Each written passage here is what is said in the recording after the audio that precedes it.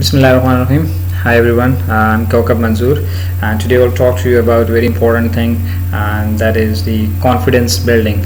It's a very important skill that we need to learn, and most of the people are very much curious about it, and they are worried about it, that how can we raise our confidence.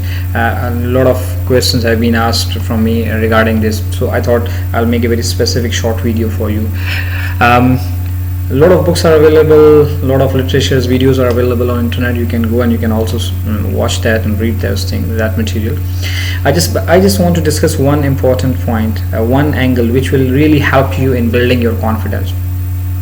But first of all, understand that why we think like that, we don't have confidence. Research shows that when a child reaches to age 4 and 5, mostly he or she hear 40,000 times the word no and 5,000 times the word yes. You know, when a child is 2 or 3 year old, so we say don't do this, don't go up, don't jump, don't make a noise, don't tell a lie, don't, so no. And by the way, this study is conducted in the European economies, European societies and American. If we talk about the Asians, so I think that figure would be 140,000, because we normally snub our children too much. So every time we hear the word no, that is implanted in our subconscious mind, willingly or unwillingly, knowingly or unknowingly, right? So as we grow up with this thing, so then you go to the school and then again no, don't shout, don't come, don't enter, don't go, don't do. So this figure reaches to, I think, in millions. So when we come to the professional life, and if we are in college and university, so we don't feel good, and we have this sense. Now you need to do one thing. What we can do in this thing, change your philosophy from I can't do to I can do. I can do it means I cannot do it, to shift it to I can do it. Whenever something comes in your mind that no, I cannot do it, I think, I'm not sure, I think, no, don't say like that. I can do it. Yes, repeat it as much as you can.